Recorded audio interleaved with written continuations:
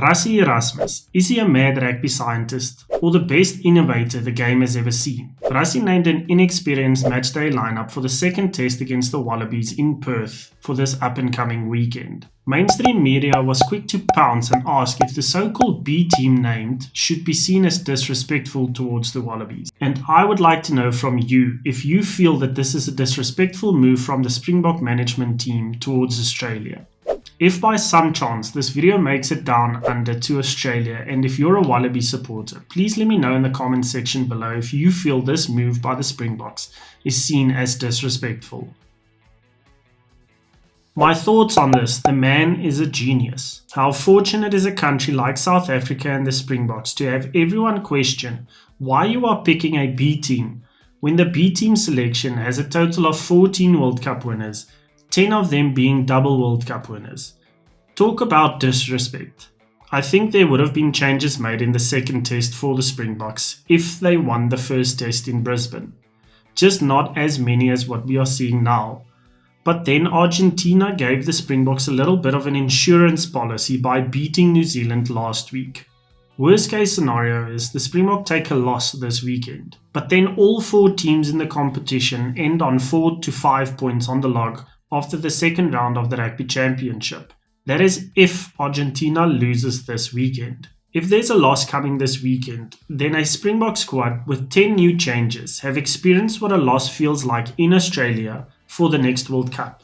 The players will learn more from a loss and gain more experience. Win the game, then 32 out of the 33-man squad selected for this year's Rugby Championship got picked and game time within the first 2 tests of the competition. Everyone in the squad contributed towards a potential Rugby Championship for the Springboks. You've built more squad depth and given everyone available to play game time in the country that will host the next World Cup. Before we get into the squad, please give this video a thumbs up by smashing that like button. And if you enjoy this type of rugby content, please consider subscribing to the channel. Let's get into the matchday 23.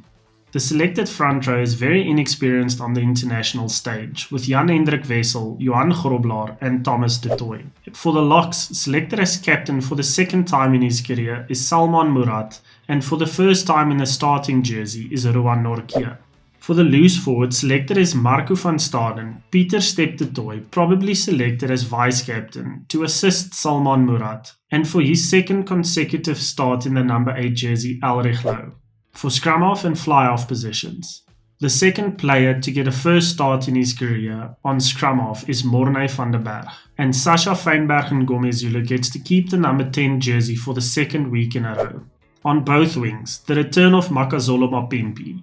And then, is he a hooker? Is he a scrum-half? Is he a fly-half? The wing selected Cheslin Kolbe. In the midfield, selected for the first time at Springbok level in inside centre is Lukhanyo Am.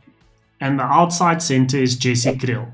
In the fullback position, the return of Apalele Fassi. This must be the biggest bomb squad the Springboks have ever named, with a combined total test caps of 419 caps. That's an average of over 52 caps per player coming off the bench.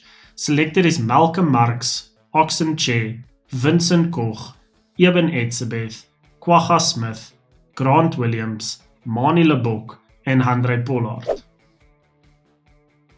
The total test caps between the matchday 23 has dropped from 1,105 in the first test compared to 751 in the second up-and-coming test. The forward pack went from 502 test caps in the first game to only 136 selected for the second test. Weight is relatively the same, with the average weight of the forward pack in the first test at 117 kgs. The average weight for the forward pack selected in the second test sits at just over 114 kgs. For the backline and bomb squad, Rassie has named 3 fly-halves in the matchday 23. It indicates that Rassie will use Manie at fly-half, possibly Handre at inside centre, and Sasha might need to move to fullback later in the game. What is your thoughts on the 3 fly-halves named for this matchday 23? The bomb squad holds more caps on the bench than the entire starting lineup. It would be a sight to see if every selected bomb squad player runs on the field at the same time. That's it for this video. If you enjoyed it, please give this video a thumbs up and hit that subscribe button. I'm a one-man band attempting to give you as much rugby information and stats as I can find, and I would like to see if I can get this channel to 1,000 subscribers, so please hit that subscribe button and turn the bell on to get notifications when the next video drops, and I will see you in the next one.